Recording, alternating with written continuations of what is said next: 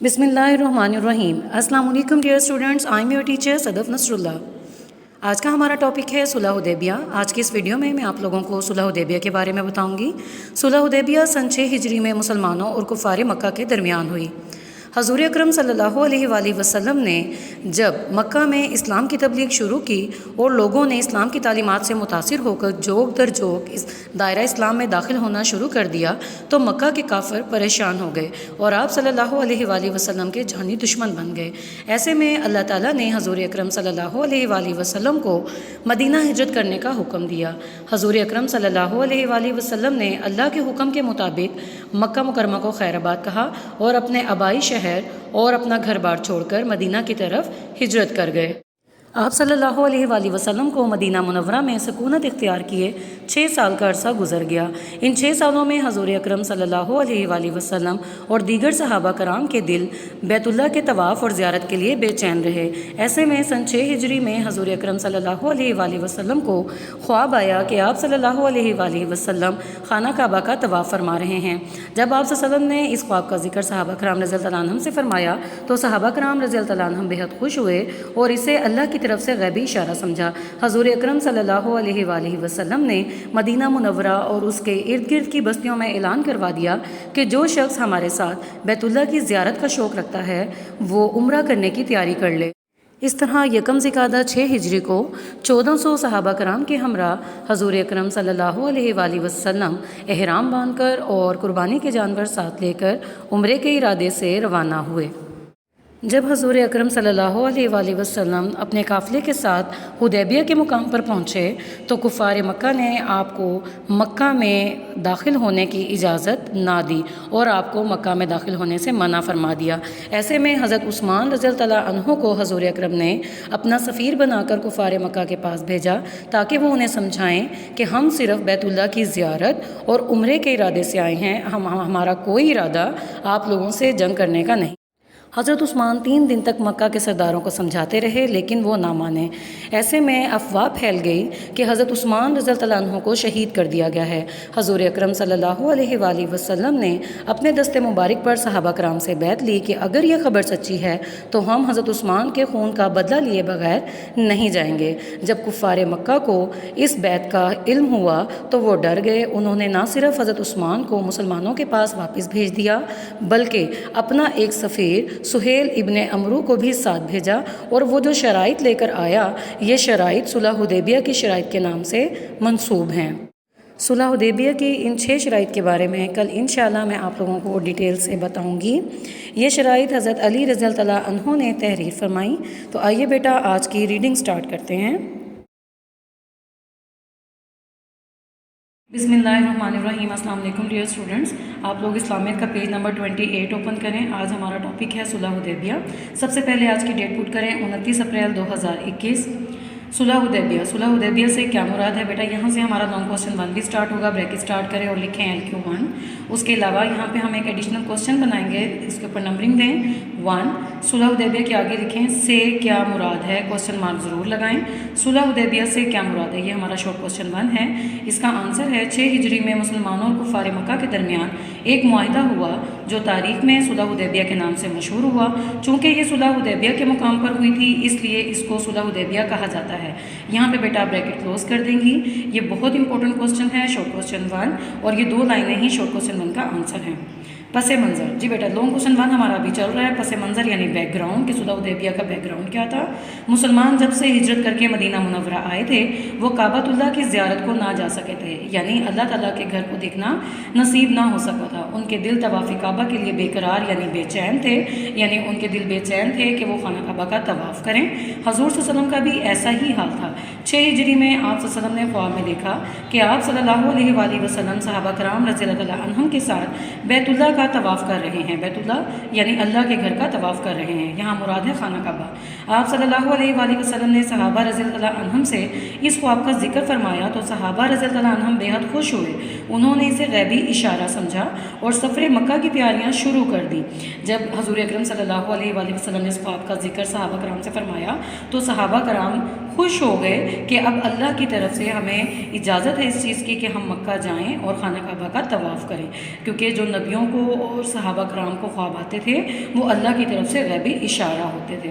رسول اللہ صلی اللہ علیہ وآلہ وسلم نے مدینہ منورہ کے گرد و نواح کی مسلمان آبادیوں میں، گرد و نواح کے اوپر میننگ لکھیں ارد گرد، یعنی جو مدینہ اور مدینہ کے آس پاس کے علاقے تھے وہاں جتنے مسلمان آباد تھے ان سب میں اعلان کروا دیا کہ جو لوگ زیارت بیت اللہ کا شوق رکھتے ہیں، یعنی اللہ تعالیٰ کے گھر کو دیکھنے کا شوق رکھتے ہیں، دل میں تمنا رکھتے ہیں، وہ آپ صلی اللہ علیہ وآلہ وسلم کے ساتھ روانہ ہونے کی تیاری کر لیں۔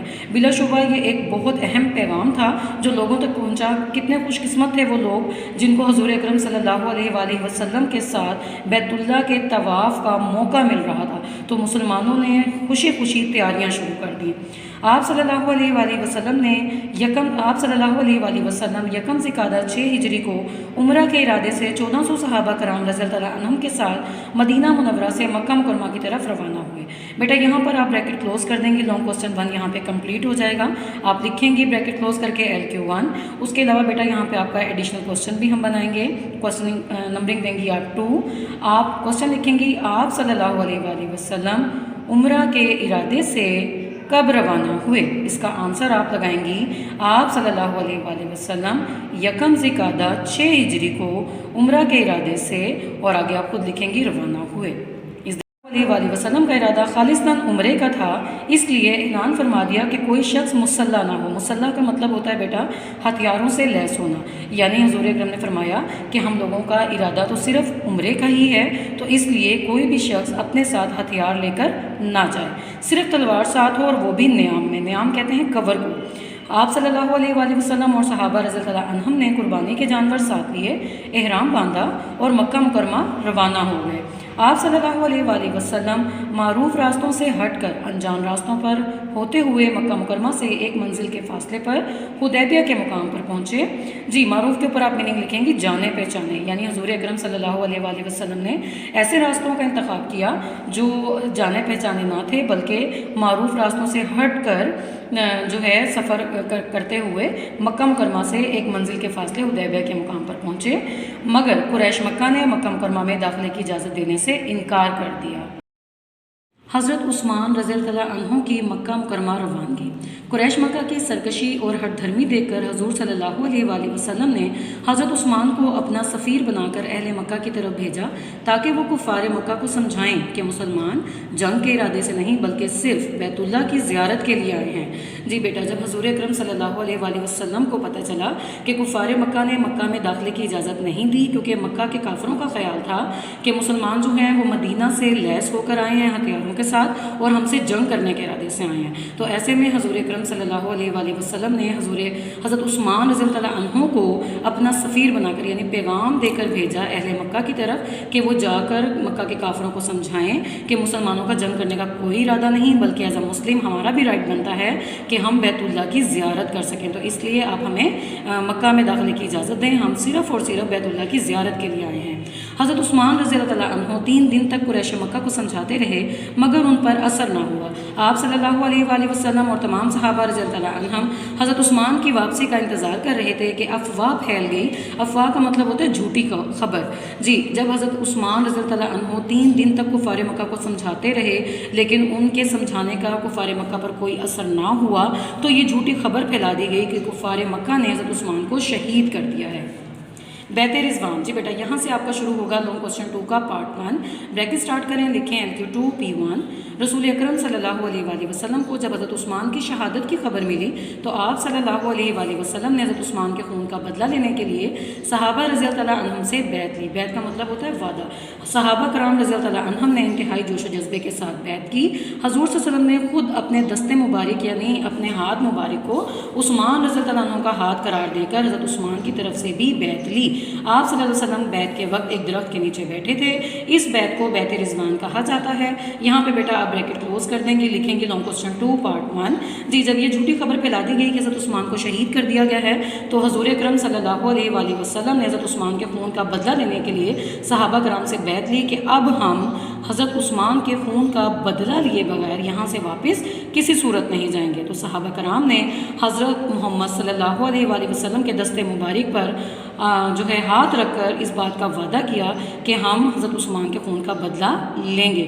جب حضور اکرم نے یہ بیعت لی تو اس وقت وہ ایک درخت کے نیچے بیٹھے ہوئے تھے جو رضوان کا درخت تھا، اس لیے اس بیعت کو بیعت رضوان کہا جاتا ہے۔ قریش مکہ اپنے جاسوسوں کے ذریعے مسلمانوں کی صورتحال سے باخبر رہتے تھے، یعنی علم رکھتے تھے کہ مسلمان کیا کر رہے ہیں۔ جب ان کو معلوم ہوا کہ مسلمانوں نے خون عثمان کا بدلہ لینے کے لیے قسم کھائی ہے تو وہ ڈر گئے۔ انہوں نے نہ صرف حضرت عثمان کو واپس مسلمانوں میں پہنچا دیا بلکہ اپنا ایک سفیر سہیل ابن عمرو کو بھی صلح کی شرائط طے کرنے کے لیے آپ صلی اللہ علیہ وسلم کی خدمت اقدس میں بھیجا۔ جی بیٹا، سہیل ابن عمرو کو یہاں آپ ان بریکٹ کریں گے اور اس کے اوپر شارٹ کوسچن 3 لکھیں گے، نمبرنگ دیں گے 3۔ کفار نے صلح کی شرائط کے ساتھ کسے روانہ کیا؟ کوسچن مارک لگائیں گی۔ جی، کفار نے صلح کی شرائط کے ساتھ سہیل ابن عمرو کو روانہ کیا۔ آپ اس طرح سے پورا جواب لکھیں گے۔ اس نے خاصی طویل گفتگو کی تاہم صلح ہو گئی، طویل لیکن صلح ہو گئی۔ اب یہاں سے بیٹا شروع ہوگا آپ کا لانگ کوسچن 2 کا پارٹ 2۔ اس بیعت کا ذکر قرآن مجید میں اس طرح آیا ہے، لَقَدْ رَضِيَ اللَّهُ عَنِ الْمُؤْمِنِينَ إِذْ يُبَايِعُونَكَ تَحْتَ الشَّجَرَةِ فَعَلَمَ مَا فِي قُلُوبِهِمْ۔ جی بیٹا، آپ نے یہ آیت نہیں لکھنی، صرف آپ اس کا ترجمہ لکھیں گے۔ جو بریکٹ میں لفظ لکھے ہوئے ہیں انہیں کٹ کر دیں۔